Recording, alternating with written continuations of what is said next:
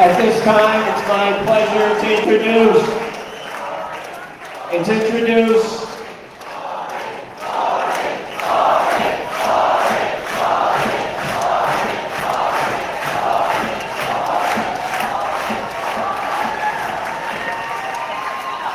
he stands with us. I'd like to ask the Bergen County Sheriff to come forward to lead us in the Pledge of Allegiance. The flag is on the wall over here. If you're able to, please rise. Sheriff? If we look over to my right, we have the American flag, and we have it right behind me. Let's honor our nation's flag, the greatest country in the world. I pledge allegiance to the flag of the United States of America and to the republic for which it stands, one nation, under God, indivisible, with liberty and justice for all. God bless America. Thank you, Sheriff. Thank you, Sheriff.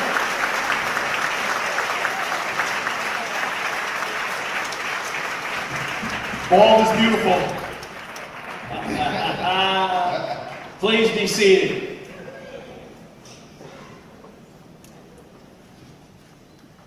Good afternoon, and welcome to Bergen Community College, the largest community college in the state of New Jersey.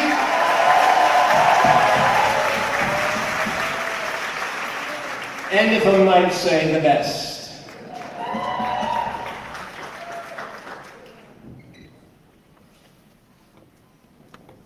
There are a few officials here that I would like to recognize. First, we have Assemblywoman Lisa Swain.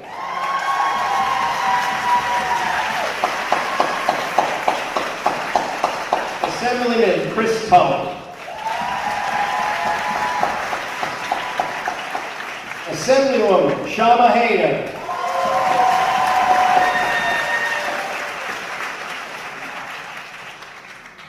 The Clerk of Bergen County, John Hogan.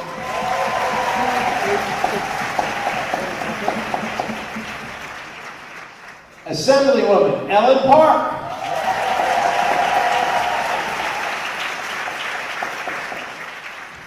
Chair of the Bergen County Board of Commissioners, Mary Emeroso.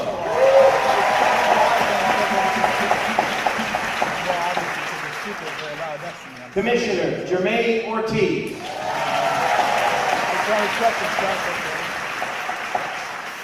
Commissioner Raphael Martin.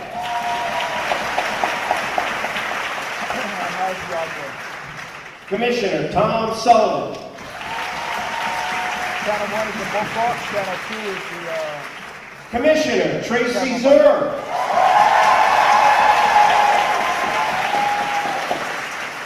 Commissioner Steve Tonelli. That's not my job. The President of Bergen Community College, Dr. Eric Freeman.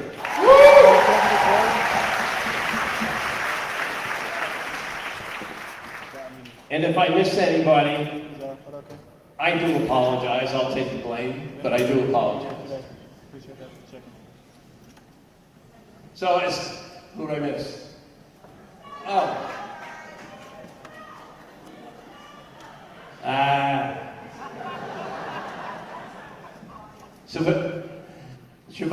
Assemblywoman Siobhan something.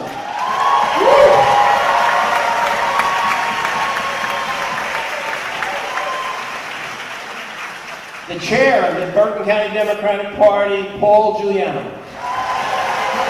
Right, Paul.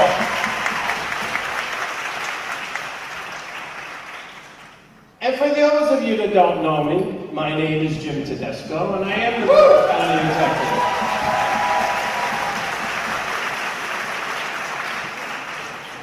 As the County Executive, I'm proud to say on behalf of the people of Bergen County, we are truly honored that Senator Booker and his team chose to host his first town hall since making history right here in his home county.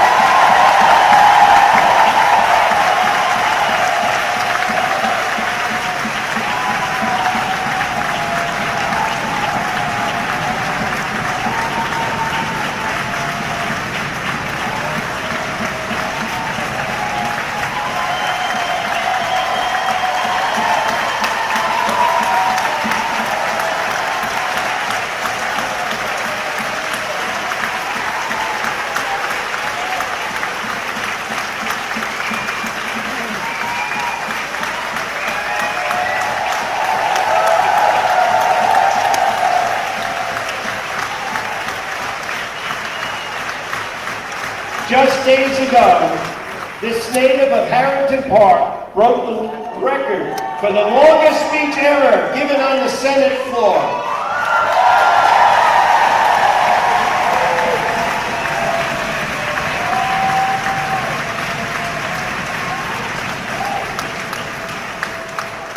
For 25 hours and 5 minutes, Senator Booker amplified the voices of his constituents and Americans across the nation as he stood up for what is right. Senator, let me start by saying thank you.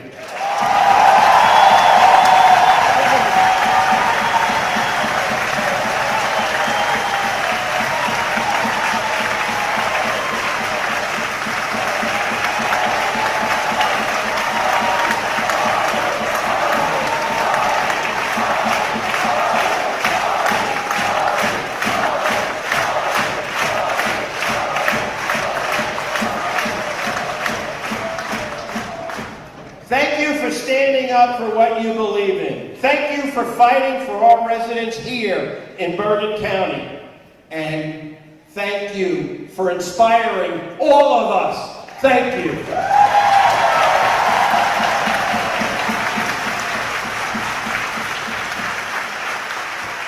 These town halls are about going directly to the people. They are about listening and understanding that, as Senator reminds us in his recent speech, the power of the people is greater than the people in power.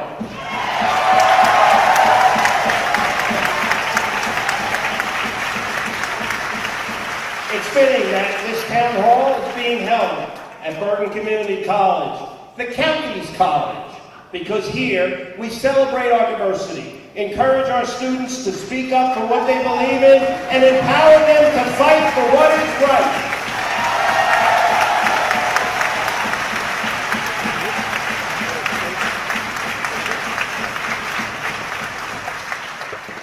Just like Senator Booker did, by breaking a record of segregationist 68-year record to stand up for our shared values. As elected officials, 68-year record he broke.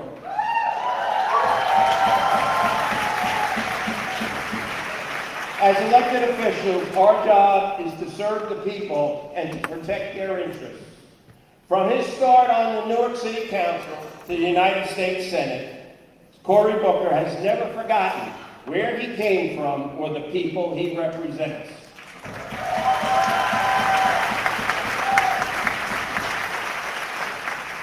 New Jersey has always been home to resilience, determination, and yes, a little good trouble.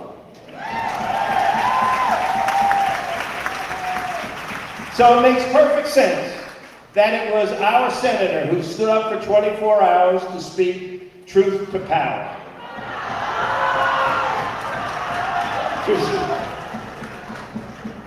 His words have inspired millions at a time when inspiration is needed most, and we are truly honored to welcome him here this afternoon. On the Senate floor, he spoke these words.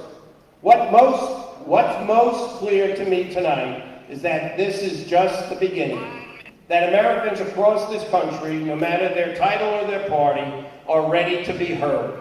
I believe that history will show we rose to meet this moment. It will show we did not let the chaos and division go unanswered. It will show that when our president chose to spread lies and sow fear, we chose to come together, to work together, and to rise together.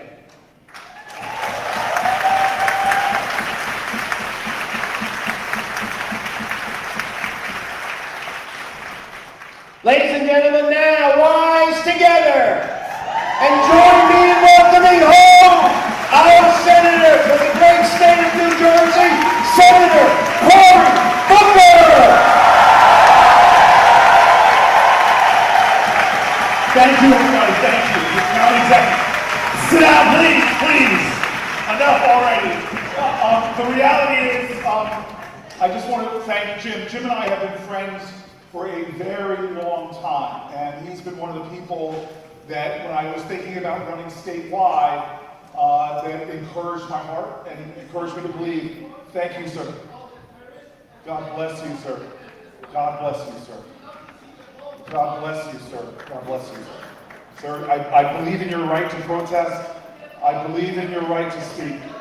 I believe in your right to speak. God bless you. God bless you. Give him applause. It takes a lot of courage to stand up. It takes a lot of courage to stand up. And maybe that's where I should start, honestly. Maybe that's where I should start. I'm here because a lot of New Jerseyans were pissed off. I really am. I'm here because a lot of New Jerseyans were dissatisfied and angry with leaders in their own party and leaders in the other party as well. And my belief is, again, I'm going to pause whenever somebody speaks, and we're going to try to be respectful, and this is what democracy is all about. This is why a lot of these people with veterans hats, why a lot of folks with veterans hats fought. Because democracy is messy and ugly and tough.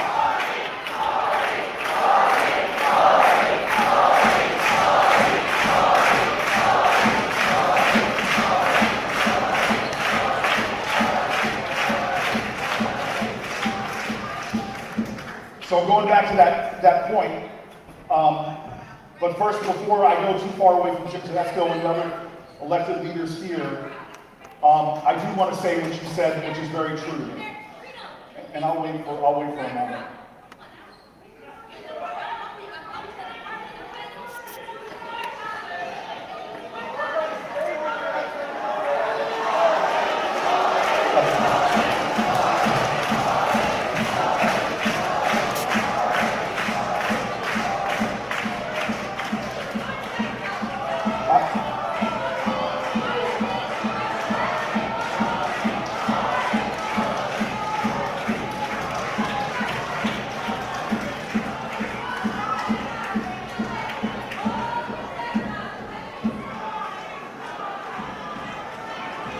Again, this is what we honor in our traditions in our country.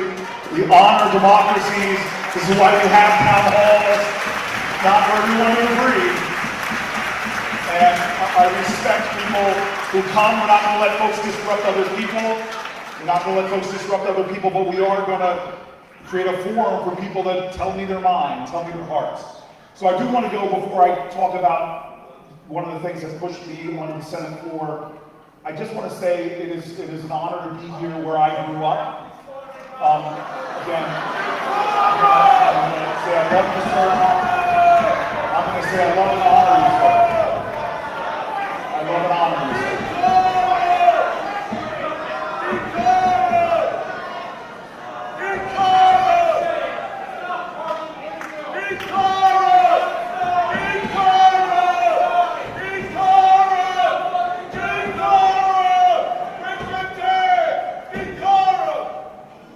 Okay, thank you. I do want to appreciate the law enforcement that are here today. I'm thankful for your service.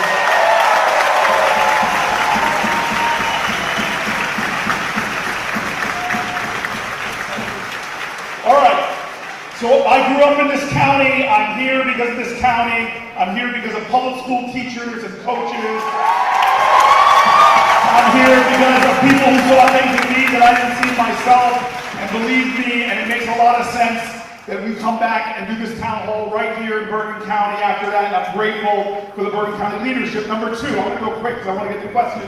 Number two, I just want to say, it is absolutely right to be angry and ticked off. It is absolutely right to say that what's going on in America right now is not normal. I was so grateful, my staff, we kept hearing from our constituents in our state, all over from South Jersey to North Jersey, from Sussex County to Cape May County, people who were saying to us, do more, say more. You're doing good, but you need to do more. I love what Frederick Douglass says, power concedes nothing without a demand. And so, for me right now, I said this on the Senate floor, every leader, and by the way, there's leaders here in this county that were introduced earlier, are some of the most hard-working people I know. They know what it's like to go around the clock. I was joking with Tracy Zerner about the change when she first ran for office about how your time to go to the grocery store went from 30 minutes in and out to an hour and 30 minutes or more, because that's what the commitment is. But these are outrageous times, and they ask and call for more from elected leaders, but from all of us as well. All of us. I cannot tell you what it's like to have the blessing to serve you in the Senate, but be one of those senators that's looked to as an outpost to come and express your hurt. We don't just hear from thousands, tens of thousands of New Jerseyans. We're hearing from people from all over America. Folks who come to our office and say, I'm a farmer who's doing everything I can to hold on. The government made a contract with me, and then they pulled that back. They pulled that back. And again, people can stand up and yell. I'm hoping that you can wait until you can ask a question, because then we can have a dialogue. But I respect your freedom of speech. I respect your ability to stand up, but I'm sorry we can't have a dialogue. If you're going to disrupt others, we're not going to let you disrupt others who want to ask questions.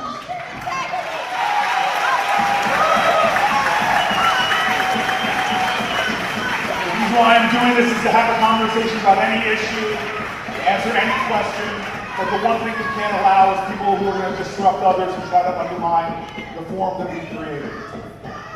So from people who have lost jobs, from veterans who have lost services, from people who already had their Social Security undermined, from some of the best scientists we have that were out in the field trying to stop the spread of Ebola, because an infectious disease anywhere is a threat to public health everywhere.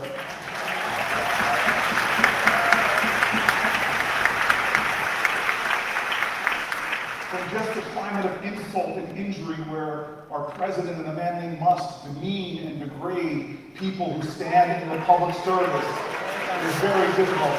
Ma'am, I hear you, I see you. Ma'am, I see you and I hear you. And I love you and I respect you. And I respect your voice. I respect your voice. Ma'am.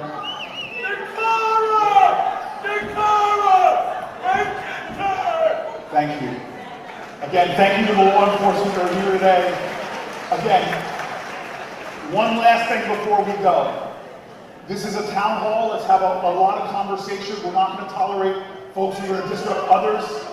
And God bless you, sir. God bless you. God bless you, sir. God bless you. God bless you. God bless you, sir.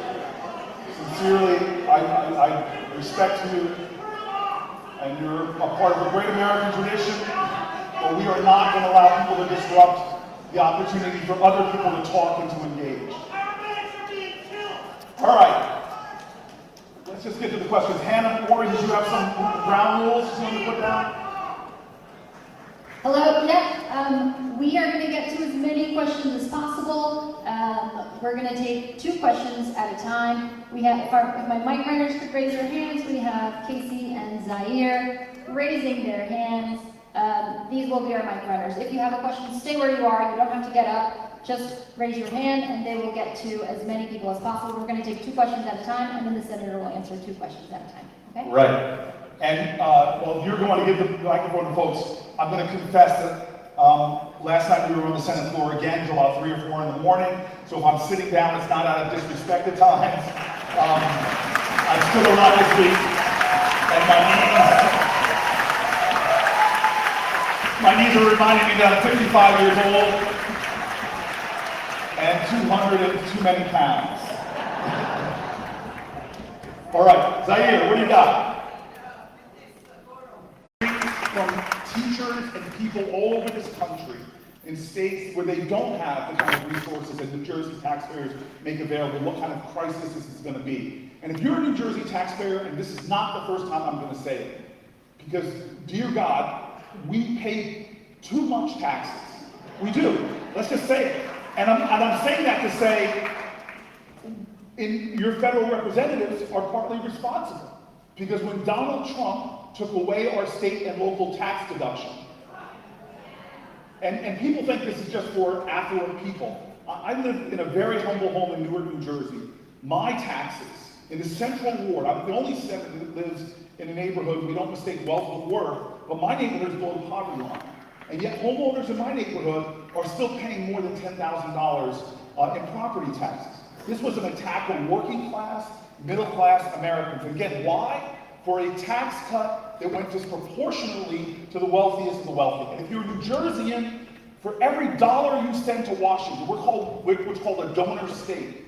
For every dollar we send to Washington, we get somewhere between 65 and 70-ish cents back on our dollar. In other words, we are paying for other states that get more than the dollars that they send. So what an insult to our state. And to have your property tax go up because the federal government is cutting its commitment to our special needs kids, and now we have to pay more to make up for those programs or lose them. That is outrageous. And that's why, and again, I'm going to say this over and over, this is not a left or right issue, this is a right or wrong issue. If any of our Republicans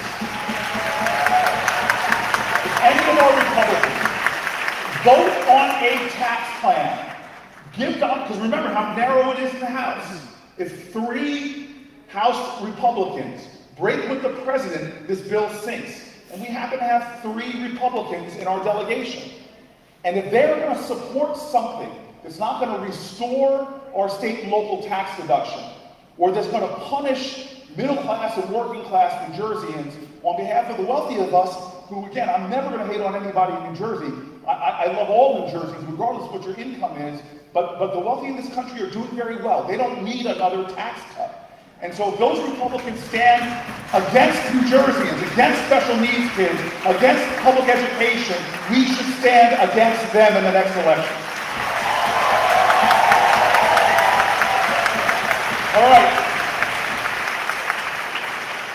Hi, my name is Teresa Luoni. First of all, thank you for being here. I live in Baskin Ridge. I'm the primary caregiver and mother to a 12-year-old profoundly autistic and nonverbal sons. We rely entirely on Medicaid and the Social Security Disability Program for our everyday basic needs. It's our only source of income. How can we help support the people like you who are supporting us so that these cuts don't happen and we can continue to support our children? Thank you. I know you said 2 at a time, but I didn't hear your name when you said your name. Teresa Luoni. Teresa, may I call you Teresa? Teresa, I think the greatest poverty in America is a poverty of empathy. Where unless it happens to my family, I'm not necessarily sometimes aware of the urgencies that there are. And I have to say, I've suffered from the poverty of empathy when I didn't know what it was like for the millions of Americans that are caring for a parent with dementia. Until my dad went through that, it expanded my understanding and my empathy. But why does it take a lack of that poverty of empathy in our country for us to understand that there are parents like you with beautiful children, that we are all invested in you and your family's success. And it's a check on the character of our country about will we sustain the resources necessary for families, not just to survive, but for those children, every child, to have an opportunity to thrive. And this is the crazy thing that's going on right now in our country as a result of what Donald Trump is doing. You all follow this, some of you may not, but right now, and the reason why we were up till 3 or 4 in the morning was for this crazy process in Washington called budget reconciliation. It's a way to push a budget through without having to get around the filibuster in the Senate. And when they gave instructions on the House side about this reconciliation, they referred it to the committee that oversees things like Medicaid and says, you've got to cut $880 billion. If you cut a fraction of that, $200 billion, it would render families across our country into crisis. Just one program, a lot of people have built their whole financial well-being and they rely overwhelmingly on just the transportation services for their children.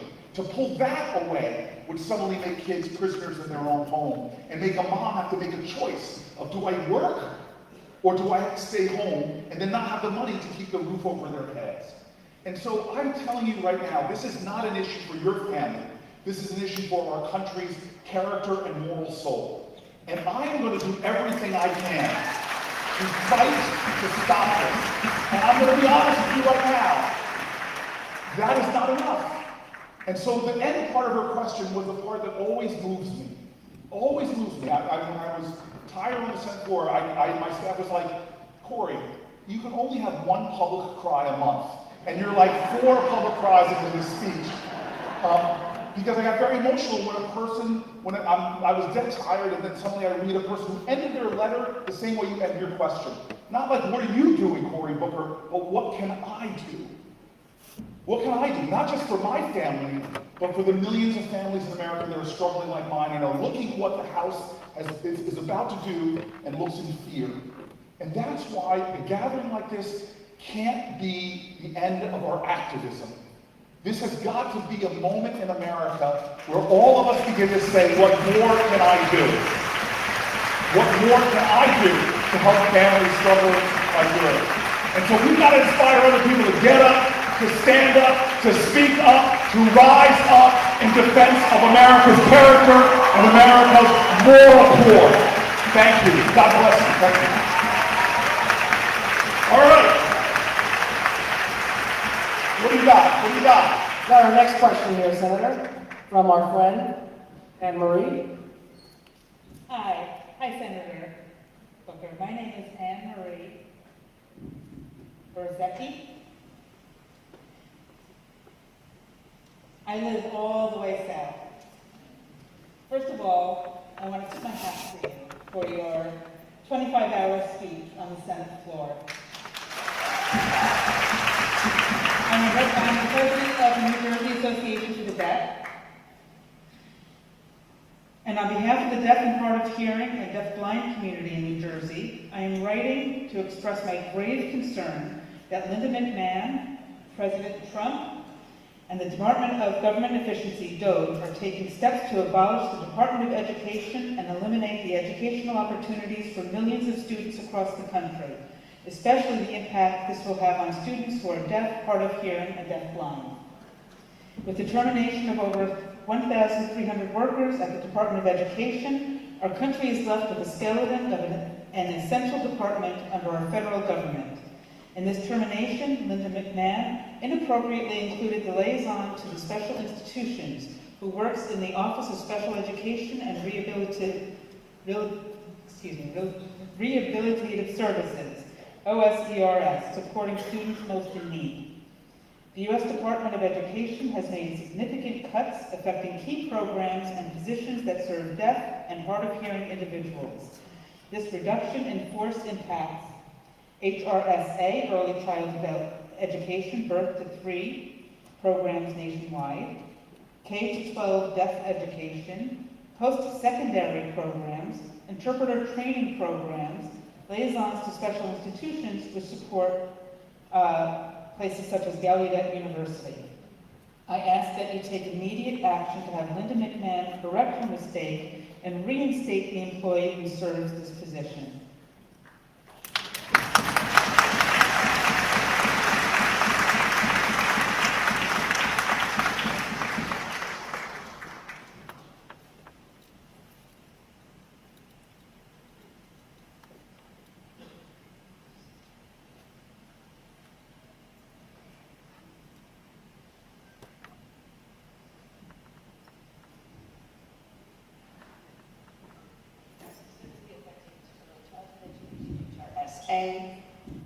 K-12 education, teacher services, programs with interpreter training programs, and the responsibility of special institutions, specifically like Gallaudet University.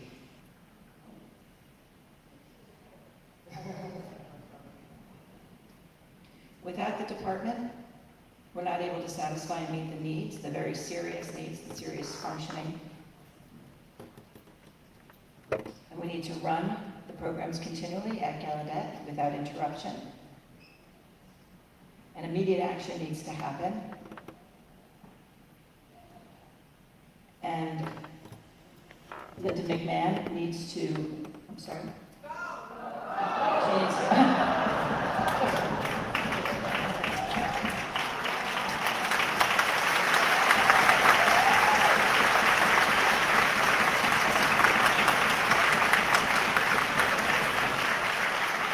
agree with you all that Linda McMahon must go, but the actual person who put Linda McMahon in that position has to go.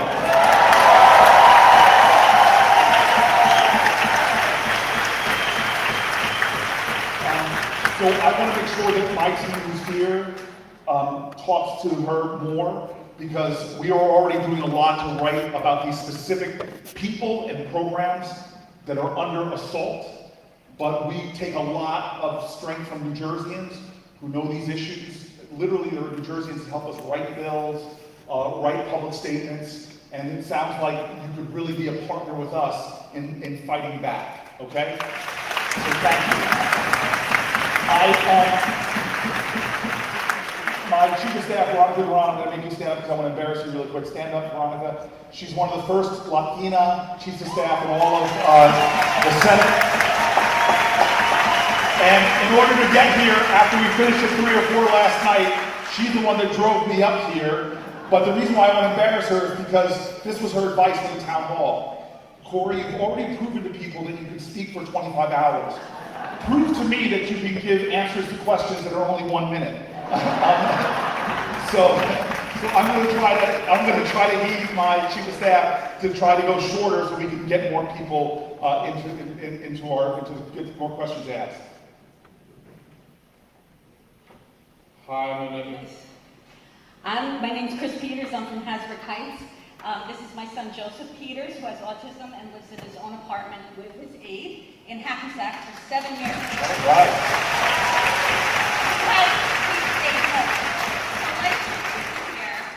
They become adults. Autistic children grow up and become adults, and they still need services and support. So Medicaid is lifelong, and this is Medicaid at work, and that's why we wanted to come here today.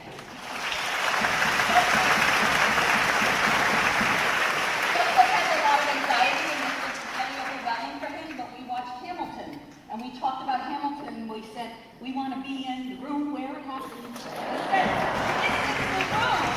And he said, okay, let's go. This is his aide, and we call them helpers, because they help Joseph to live in the community, in his apartment, and go food shopping and doing the laundry. And without them, we'd be lost. We've had Martin with us for 7 years. He's practically family.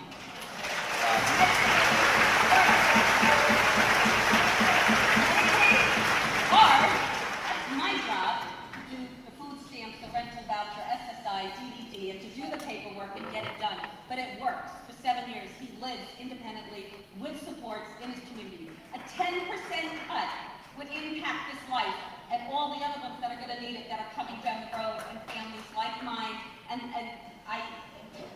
We have a wonderful advocate in New Jersey called Susan Colvitas, who's in Believe Central Jersey, and like her, we are scrolling all night long watching for any word of Medicaid, Medicaid, Medicaid. And this 800, and I don't sleep now because I'm so nervous of what am I going to do if anything happens? How am I going to maintain his life that we've worked so hard to get? And it's no way to live, but I will do everything in my power and anything I can to support you and anybody that can make this not happen.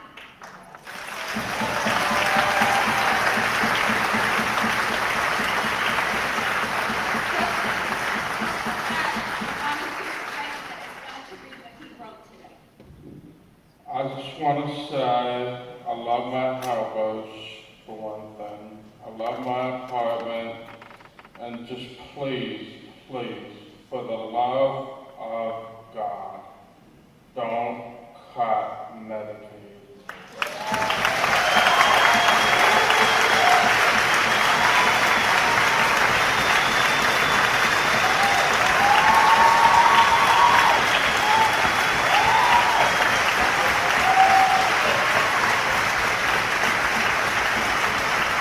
I have to say, it's been a pleasure. Honestly, it's like story. I've been in the field for 15, 20 years. I'm part of that working board. I was until I met this family. And they took care of me, and now I take care of them. And please, anything I can do, I will do. Job is Medicaid. He gets paid by Medicaid. He lives on Medicaid. He gets paid by Medicaid. We can't live without it. These children are not going to be, we can't just put them in group homes, which we know do not work, and Paul Aronson, our wonderful ombudsman, could attest to that. And group homes don't work. Joseph was in a group home before we moved him into his apartment. And what's left? Institutions? They've been outlawed. Are we going to just institutionalize everybody? Families cannot maintain this. I can't continue to take care of them. What is the answer if they cut even 10%? Even 10% will mess up this extremely delicate balance of what we all live. Chris, overwhelmed that I'm not going to have a public cry right now, but your voice, I mean, you bring better points. I try to make this point over and over in my 25 hours, but your point, I just want everybody to understand that. They're talking about $880 billion, which would crush the program. But even just a fraction of that, $50 billion would, Chris, I'll come over there to you, I know. The 2020 census showed that 13% of the country are people who identify with people with disabilities. That's 42 million people. So we know what happens here in New Jersey, but 42 million people right now, adults and young people, are living with disabilities. So Medicaid is the lifeline. Excellent, thank you. May I have you hug? Okay. Would you give me a hug? Oh my God.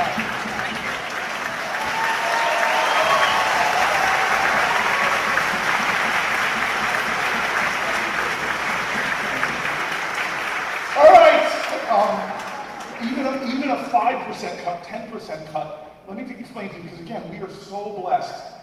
Hug the New Jersey leader, hug your assembly people here. The reason why I want to say how blessed we are is because many states in America have something called the Medicaid expansion trigger, which means if the federal funding drops below 90%, they end Medicaid expansion. So it doesn't take much to go from 90% federal match to 89%, and that would mean millions of people in their states would lose Medicaid, and millions of families. That's how much of a razor edge these resources are. So what she is saying, everything she is saying is true, but Joseph, like, I have friends that have anxiety, some of it crippling. My greatest fear when I was in grade school, this is why I'm so grateful for the teachers that pushed me to do plays and things like that. My greatest fear was speaking in front of crowds. Sounds ironic, but my most embarrassing moment was in 7th grade when I froze up speaking in just front of my classroom. And they saw that and they did extraordinary things to push me. But the courage you just showed, Joseph, what you just did in front of this room of 1,000 people, that courage, we all need your courage. We all need your strength. We all need your inspiration. We all need to stand like you stood. We all need to speak power, truth to power like you did. And you are one of the best hugs I've gotten this entire year, so thank you. Thank you. All right. Thanks for getting, Zaire, thanks for getting in the back. All right. Hi, my name is Diane McDermott. I've been a nurse for 27 years. And I'm here with a lot of people in the medical community. And I can't believe I'm going to ask you this in 2025. But I'm deeply concerned about medical access for women. Women that want to terminate a pregnancy for whatever reason, regardless of if it's threatening your life, if it is a fetal anomaly, if they don't have a safe space at home with their partner. I have been with those women. It is never an easy decision to end a pregnancy. But I'm terrified that that decision and any decision about women's health, whether we get a mammogram or whether we can go to the gynecologist, is going to end. So my question is also a thank you for standing up for women, but what else can we do to protect that? And what can we do to encourage women to vote for their own rights and stop voting against themselves? Yes.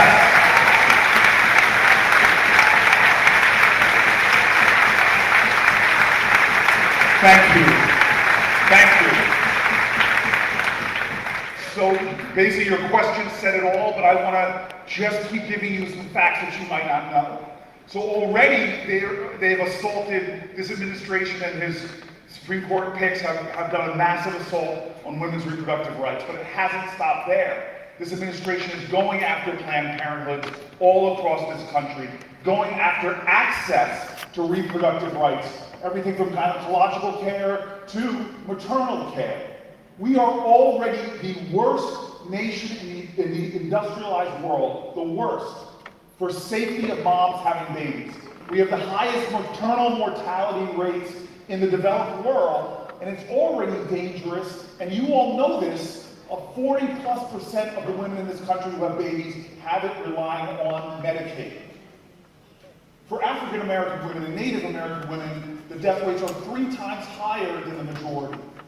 We are already in a crisis. And one of the things I'm so proud of, working with people like Lisa Blunt Rochester, my colleague now from Delaware, working with the Congressional Black Caucus, is we were able to work with Joe Biden to expand Medicaid from just limiting 60 days postpartum to getting it expanded much more. And some states have gone even beyond that. Again, we live in a great state, New Jersey.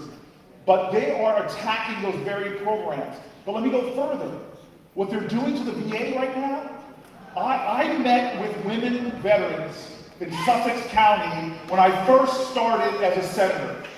I listened. People said, you need to hear from women veterans. And it was so offensive to me to sit down with these extraordinary women who stood for us, who put their lives on the line for us, and then they come back to the United States of America, and at the VA they have 6 to 7 months wait to just see a gynecologist. And so we've been able to make progress there. But the cuts in the VA right now, the thousands, 80,000 people that they're taking out of the VA is going to result in longer lines and longer waits for the women needing basic medical care. And so again, this is what I love about my state. Because, you know, the worst thing you could do is piss off in New Jersey.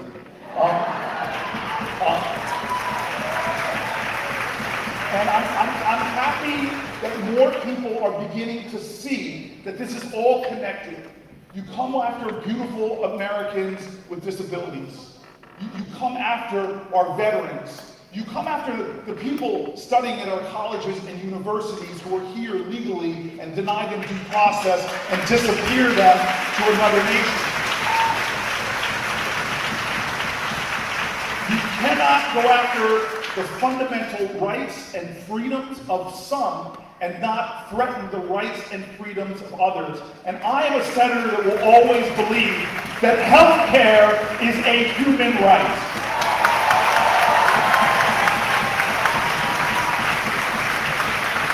All right. Good afternoon, Senator Booker. My name is Courtney Johnson Suffren. I'm the president of the Bergen County NAACP.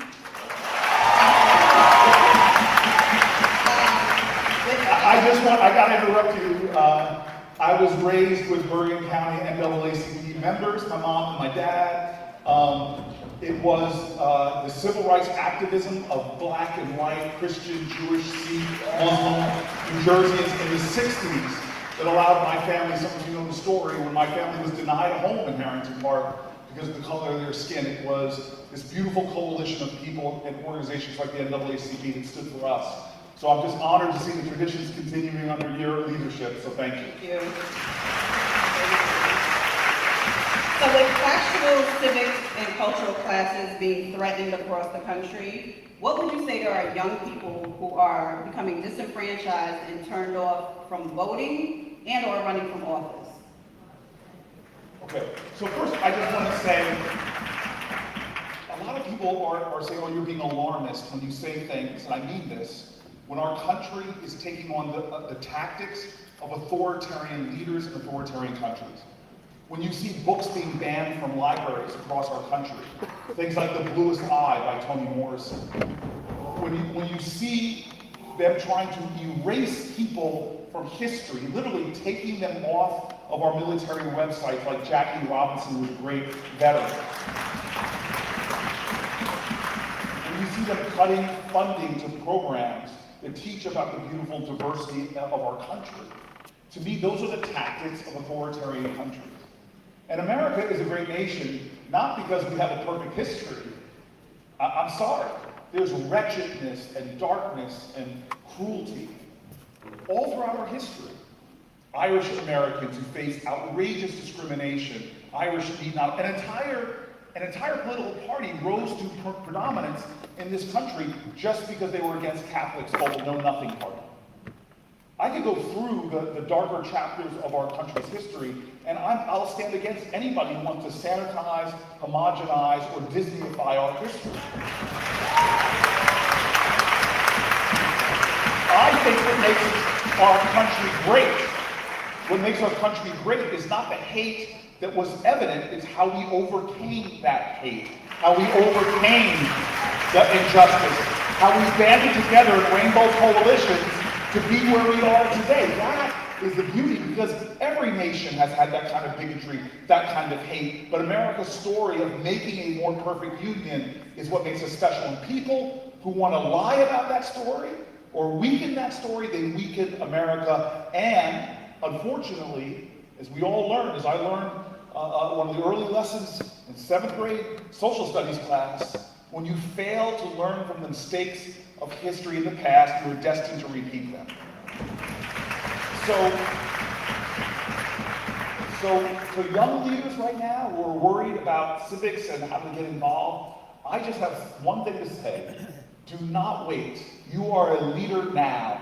Do not wait. This is your moment in American history. I don't care if you're in grade school or high school or college. This country is desperate for your strength, for your vision, for your creativity. Because from Alice Paul, somebody in her 20s, that was a person from New Jersey, who was the first person in American history to do a protest in front of the White House, who challenged a president who eventually came out and joined her after she was jailed. What do you do to powerful women? You say that they're insane. She was put in an insane asylum. Before Gandhi, this 20-something went on hunger strikes. And so finally, the First Amendment, freedom of the press, a reporter began to tell her story that shocked the consciousness of our country. But creative artists of activism who don't accept the business as usual, even in the protest movements, creative artists of activism, that's what we need, our young people. This is your time to stand up right now. Where am I going next? Right here, Senator. Over here. To the left. To the left. Okay. Oh, there you are. Hello. My name is Kevin Weller from Jersey City. We have an affordable housing crisis. Thank you, Senator, for speaking out on RealPage's role in inflating rents. As a New Jersey renter, I filed the largest national class action lawsuit against RealPage and one of the country's largest landlords. What more can you do to help ensure New Jersey doesn't fall behind other states that are taking legal action to protect tenants? And what can be done for renters in cities like Jersey City, where local governments refuse to enforce existing laws like rent control?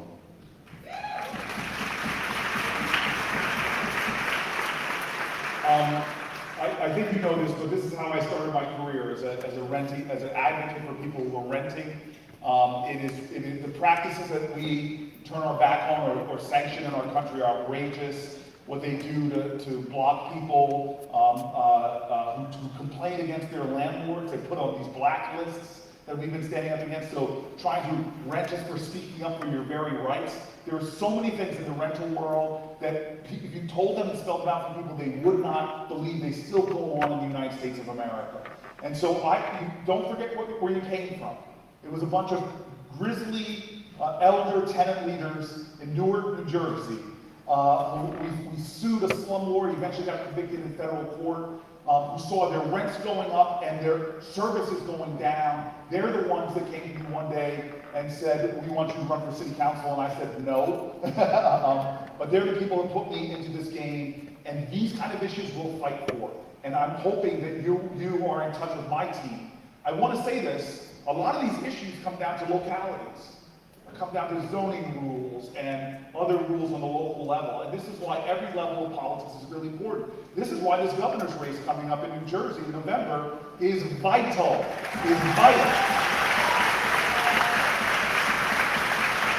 So this is one of the joys of my life. I ain't getting involved in the primary for governor. But I will tell you, We need to ask those questions to folks about affordability. Because the Bergen County executive, he was telling me this, you often pull your wallet out and say, we at the end of the day are a pocketbook, a wallet state. And to have New Jersey becoming so much more hard to afford is one of the most pressing crises right now, because that is the very idea of the American dream.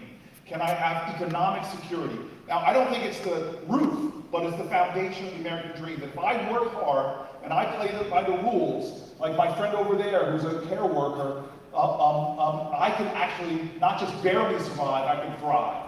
And so right now, I don't want to leave without this message. Donald Trump has been in office for like 75 days. And for these 75 days, groceries have gone up, inflation has gone up, prices have gone up. It was bad enough before his so-called Liberty Day, which is the most insulting thing to call it, because so many Americans are chained to financial insecurity and are living paycheck to paycheck. And now this president has just done something that for New Jerseyans, it's going to raise the average New Jerseyans' annual cost by $4,000 to $5,000. So we have to start speaking up at every level. And I'm telling you, one of the greatest lessons from history, again, that I learned in a grade school, that the only thing necessary for bad things to happen in any democracy is for good people to say nothing and do nothing. All right, where are we going next? Over here, Senator. All right. Hi, Senator Booker. My name is Rachel. I was born and raised on the Jersey Shore. I am a single mom, a small business owner, and a survivor of domestic violence. For the past month, I've been doing exactly what you said, which is standing up and using my own voice and getting involved and not just relying on politicians to do all the work for us. And so I've been following very closely everything that's going on with Medicaid. I stayed up with you last night until about 2:30 in the morning, trying to watch Votorama. And so they passed in the Senate this budget resolution that will run through 2036 and threaten the health care of 72 million Americans.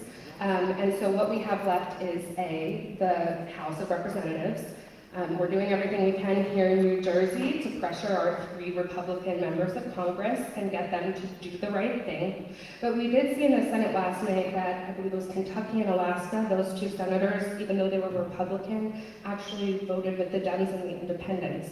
So one of my questions for you is are everyone who's a Dem and an independent in the Congress working behind the scenes to also pressure the members of Congress from Alaska and Kentucky who can still vote no to get us where we need to be to stop these cuts? And then B, I also have been paying attention to the Reorganizing Government Act that's coming up. And I did my research, and it used to be that the Congress could do the legislative veto and shut it down if the president used it to do something really dangerous. Since that's not constitutional and hasn't happened since 1983, what are we doing to stop that bill or that act from going through? Because that act was amended so that Donald Trump would be able to not just reorganize and or create new agencies, which we know is not how he's going to use it, but to actually have the ability to fully go through with what he wanted to do, delete entire agencies with the help from the Republicans, because it wouldn't need the 60 votes, it would just need the minority, and would be able to get rid of programs that Congress has already passed into law, including Medicaid, Medicare, and Social Security. So why am I not hearing as much about the Reorganizing Government Act? And what can we do, because there's multiple affronts here that could lead to the destruction of Medicaid?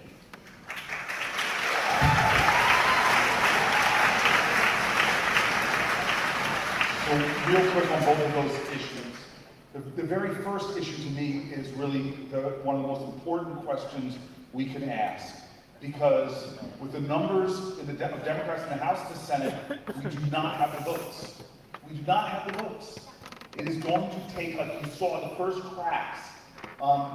This Senate this week was really, to me, an exciting week. We saw the first cracks coming after the 25 hours on the floor. The first one was 4 Republicans broke with us to stand up and say, do not put tariffs on our northern neighbor. And, you know, I said it's dangerous to piss off a New Jerseyan. I didn't think it was possible to piss off Canadians, but Donald Trump has pulled that off. But you saw that you saw 4 Republicans break with ranks and all the threats that are there. And they are facing threats.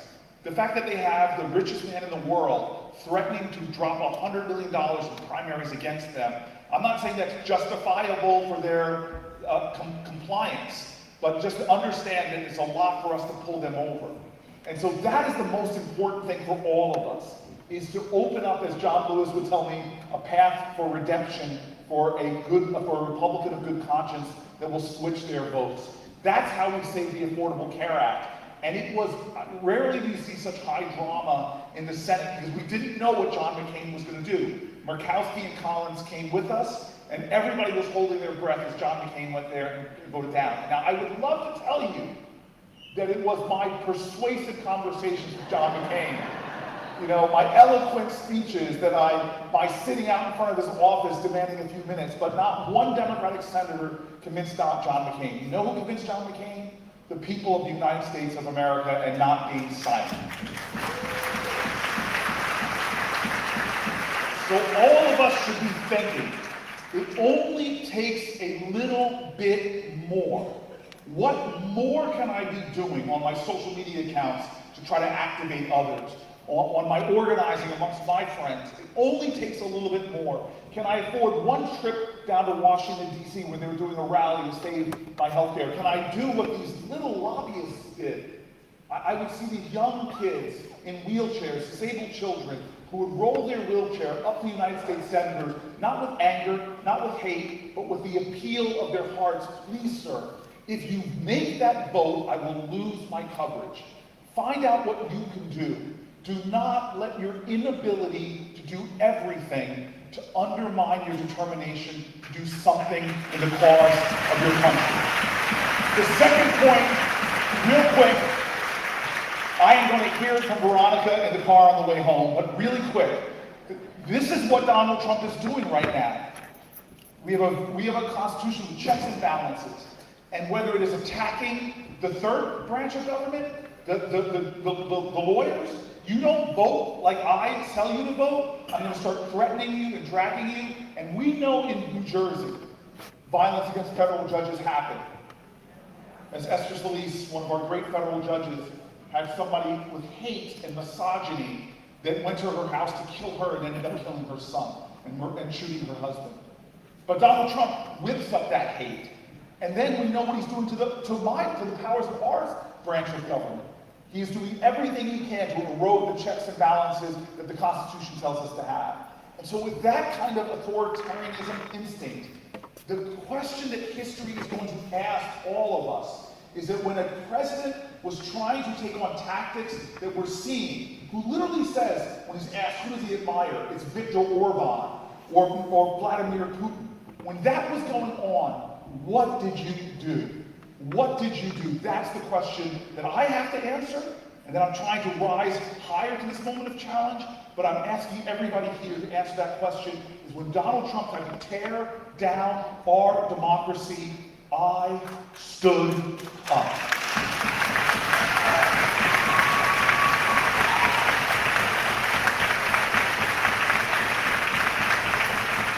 Senator, thank you for taking my question. My name is Barry Richburg. I'm the Senior Vice Commander of Disabled American Veterans in Bergen County, New Jersey.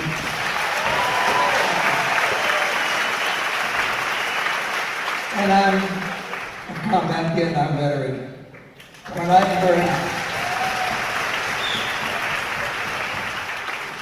I heard Donald Trump say that John McCain was a hero because he was captured, I felt sick. And I don't understand why any veteran or any currently serving military person has anything good to say about this person.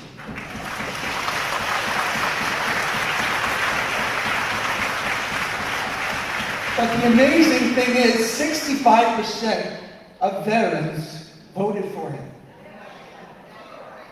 I don't get it.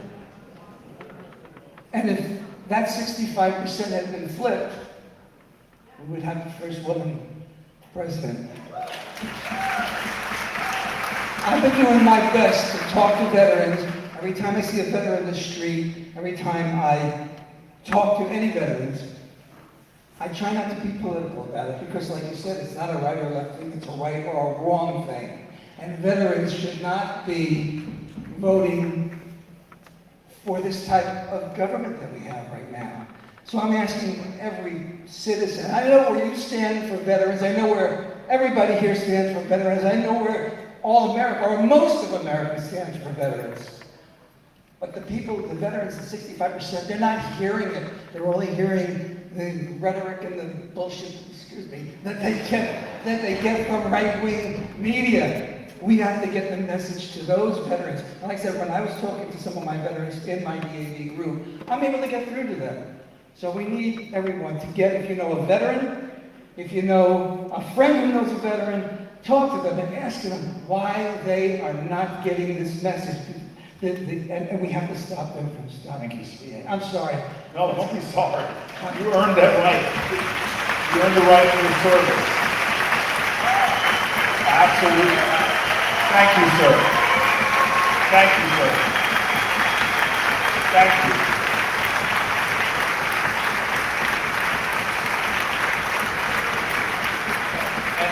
And I'm going to just say one thing, because this is what I've noticed about New Jersey veterans, is when I say thank you for your service to a man like you, it's not just your service. What blows me away about veterans in New Jersey is they come home and they keep serving, like you are. They keep serving other veterans, they keep volunteering in the community, and they keep leading. And so, I'm going to mention this a lot, what he is doing with 80,000 layoffs in the VA, with all the layoffs he's doing. And by the way, folks in New Jersey should know this. When I was mayor of my city, I cut the size of my government. It was difficult, but we didn't have the power to print money. We cut Newark's government size down 25%. We laid off 1 out of every 4 of our employees. We made a lot of our departments a lot more efficient. I'm not saying that the federal government, the federal government needs to be more efficient and more effective. But the way that Elon Musk is going about this, dashing, it's like ready, fire, and maybe I'll aim later. But the way he is eliminating entire agencies, divisions, and new critical services that the majority of Americans, Republicans and Democrats, really want is outrageous. And with no accountability, not one oversight hearing, it is wrong. So, sir, I'm going to fight for veterans who fought for me. I'm going to stand for people that fell for me in every way possible. And this is the good political advice I didn't take from my county executive, who said, Cory, stop it, stop it. He begged me to stop this. Because every time somebody from Bergenfield speaks, I'm still trying to prosecute the fact that my last high school game, I lost to Bergenfield, and I'm upset about it. So I love you, sir. I love the town of Bergenfield, except for the 1987 football team. We are better than them in Oakland County. Okay, go ahead. Senator, where are you, my friend? back here on your right. Thank you, sir. Hi, my name is Crystal Samoji, and I have a question about LGBTQ rights because, as you know, we get attacked like every time a fascist government comes in, and it's every single thing that they can throw at us. They say they're protecting kids, but it's not about the kids. They are trying to take access away from us from using the appropriate bathrooms that fit who we are. We can't even live our truth because me going out every single day as who I am puts me in danger.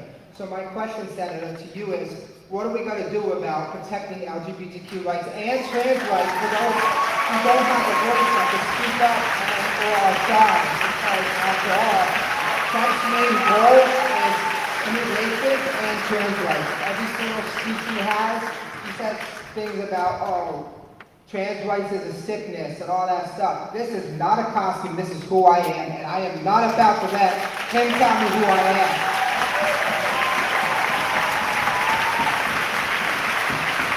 Hold on, before I just didn't catch your name at the beginning. Crystal Samoji. And what town do you live in, Crystal? Morris Plains, Morris County. Thank you for coming. So, first of all, can I have a hug? Yes.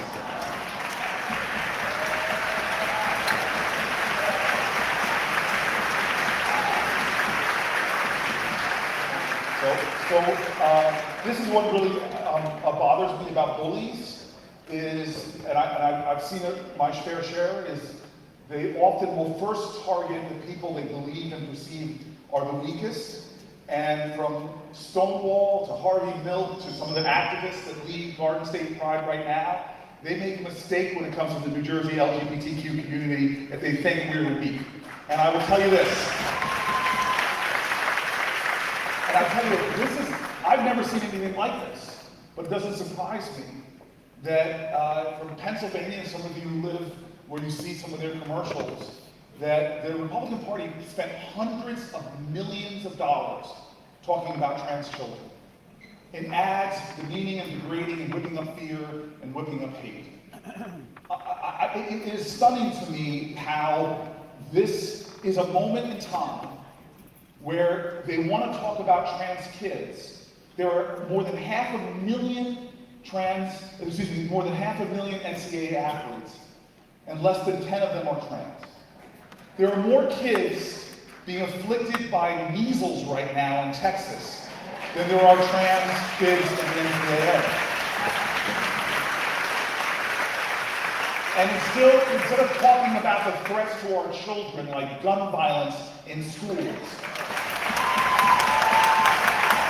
which affects hundreds of thousands of children every year, instead of talking about the moral obscenity that the richest nation in the world would have one of the highest child poverty rates amongst wealthy nations, instead of talking about so many issues that are facing our beautiful children, whether it's children with autism and disabilities as we've heard about today, they are trying to whip up hate and fear. Here's a Republican governor from Utah named Cox. He said, "I have never seen so much fear and hatred being whipped up about so few people." He was disgusted by his own party's tactics. And so I just want you to know this right now. And I say this as a heterosexual ally. I will stand with you. If they come after trans Americans or LGBTQ Americans, they're going to have to come through this United States Senate. Because you deserve the same rights that I enjoy, the same protections, the same respect, and the same love. If I don't make a stand with you, the next they'll be coming after the next community they perceive as vulnerable. Whether it's the Sikh community, the Muslim community, we must stand together when it comes to fundamental rights and respect and the dignity of all people. All right, get me fired up, Zaire. Yes, sir. Senator Booker, first and foremost, thank you for restoring my hope with what you did. I think we've been all feeling hopeless, and your standing out the other day just recharged us.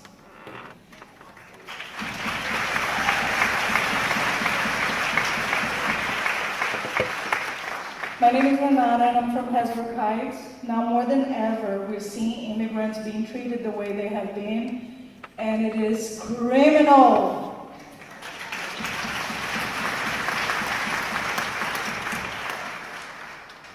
What part of the world did your parents or your grandparents come from? Italy, Ireland, somewhere in Europe or South America? At the end of the day, we're all humans.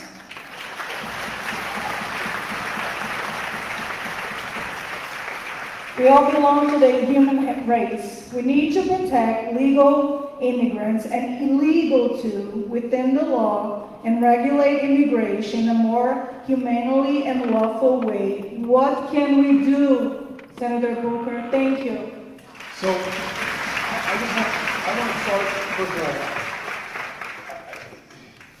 we are a nation that is fueled not just by immigrants. We all know that story, and a lot of people say to me, but legal immigration. I'm going to tell you right now, undocumented people in our country, from the people picking fruit in our field to other industries, are contributing right now hundreds of billions of dollars to our economy.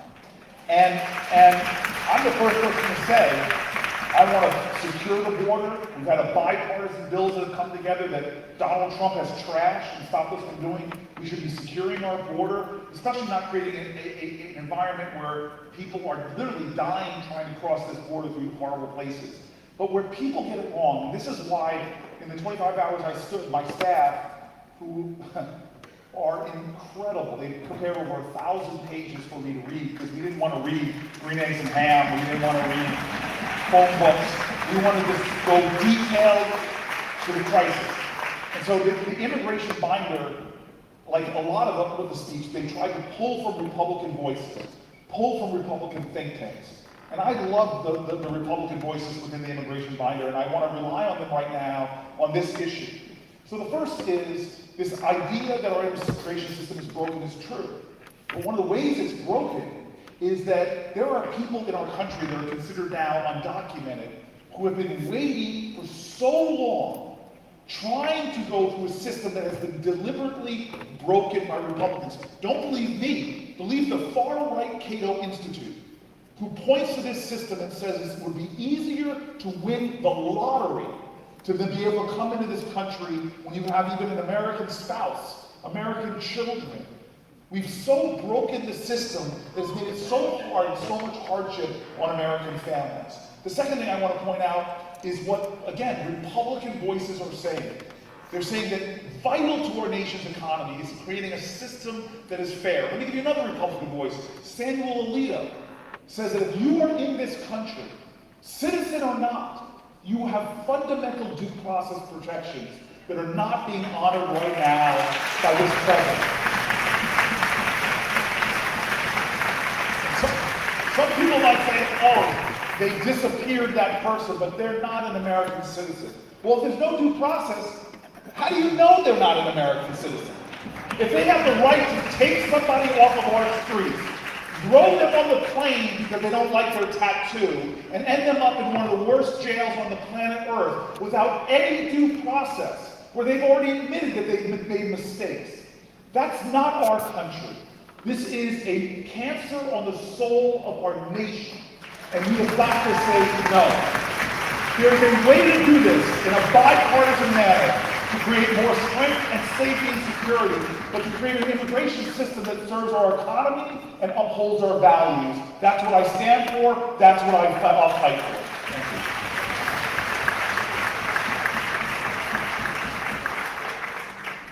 Oh, yes, yes. Hi, Senator Booker. My name is Neil. This is Sean. I'm sorry, your name, I hear Sean's name. But oh, I'm sorry. My name is Neil. Neil. This is Sean. Okay. My wife is here. My other child is here. The whole family you got out here today. And where are you all from? Caldwell. Which town? Caldwell. Caldwell, yes. Essex County. Yes. Yes, it is. Yes. Yes, it is. So the first thing I wanted to do was make a comment. You can see this young man. He is the recipient of Medicaid. And just as the other parents here told you about their children with autism, Sean doesn't have autism, but he does have severe disabilities. And Medicaid is his lifeline, not because it's his primary insurance. It is his backup insurance. It is the cost-effective part of taking care of a child with heavy-duty special needs. My question then, I have two. How do we get the guys on the other side of the aisle to understand the cost-effectiveness of Medicaid? Because if it weren't for Medicaid, Sean would not be living at home. He would be somewhere else costing hundreds of thousands of dollars more. That's question one. Question two is, it's looking like a little bit like the Weimar Republic in this country right now. How do we get the other side to wake up? And how do we get the people in this room not to beat up on you so much, because you stood for 25 hours, but for us outside of Republicans' district to push on them to not buckle?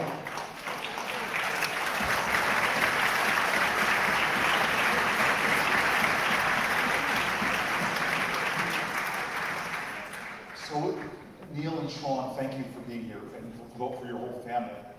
The first thing is just pulling back the curtain and showing America, America. Because you two are sitting there, but you and I both know you represent the voices of millions of Americans.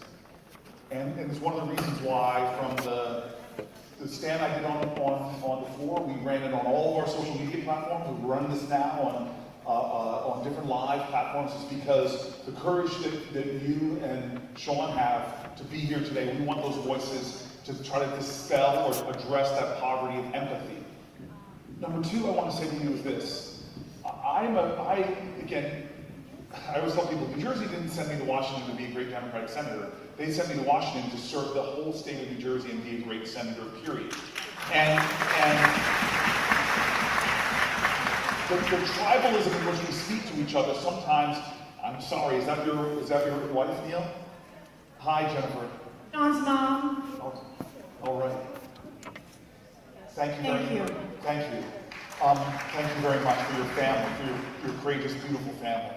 But the second thing I want to say is just all of us should understand that we share common values. This tribalism does not speak to the unity we have as a nation. We really do have a lot of unity. The lines that divide us are not nearly as strong as the ties that bind us. And so I always try to, and I have a lot, in fact, one of the reasons why I'm a senator who's passed a lot of bipartisan bills is because I never demonize or degrade somebody because they disagree with me. And I know that that's hard, but the reason why I love your question is because you started with the truth. Let's agree that we all in America want to have a government that runs efficiently and effectively. And we want to make sure that we are investing in the things we get the biggest return. People think of Medicaid as an entitlement program that just spends. But misses that point that he made. Without Medicaid allowing people to live independently or to live at home with their families, if we lost Medicaid and they were not able to provide those services, people would end up in far more expensive care. Investing in primary care physicians is one of the biggest things, because I learned this when I was mayor of the city of Newark.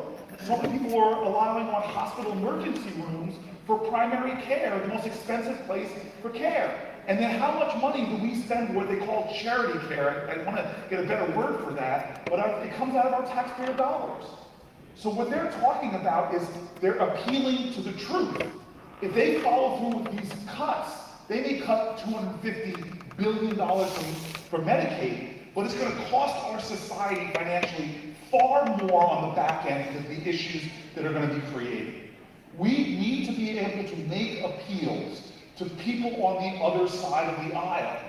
We need to be able to have conversations that start with, and I say this to a lot of my Republican colleagues, that start with, we share some common values. Let's start from there, that our government should be fiscally responsible. It is not fiscally responsible to cut NIH funding, because for every dollar we invest in NIH funding, we get $5 back in the kind of breakthrough. It makes no sense what Donald Trump is doing to science and research right now by cutting indirect costs. Fareed Zakaria, I talked about this on the Senate floor, did this incredible editorial where he talked about how we are cutting science research, that they're now, some of our top universities here in New Jersey, are cutting the number of PhD candidates, postdoc candidates they have. And then he compared that to China, who is doubling down. They learned from their Cultural Revolution, or even what they were doing in Tiananmen Square. They're now doubling down on their investments in science and research because they know that's how you win as an economy, and win actually militarily is to get ahead on science. So I'm just saying God bless you and your family for making that point, but that point can't be one that you just make about your family. It's the one that we all should be making in the larger national conversation that we're whipping up right now. To look at a Republican and say, look, I disagree with you, I'm going to stand my ground with you, I don't hate you. Let's talk about a pathway to redemption right now, because we both share the value. If you take away the health insurance from a family who has their child at home, who might have special needs, if you take away that, you're going to cost my government and my soul, frankly, a lot more money. Let's be a stronger, more financially sound, more financially intelligent country. So thank you very much. Senator, we are past 5 o'clock, So we're gonna ask for a last question. So we'll do a last question, and then I want to do a wrap-up if I can. Okay. Okay. As long as it's not 25 hours. Okay. Where's my Zaire in the back? Hi, Senator. My name is Clodagh O'Connor, and I'm a student at Northern Valley Ultrapan. Whoa. You're a Golden Knight? Yes. All right, did you guys beat Bergenfield this year? I don't know. Okay. I'm sorry, my great veteran here, I love your town, Not the 1986-87 football team. Go ahead. Next year, I plan to attend university in pursuit of becoming an animator.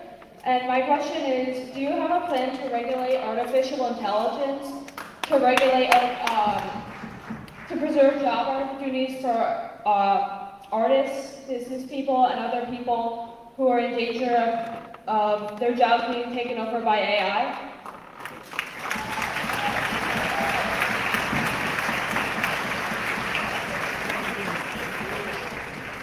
Okay, that's pretty incredible.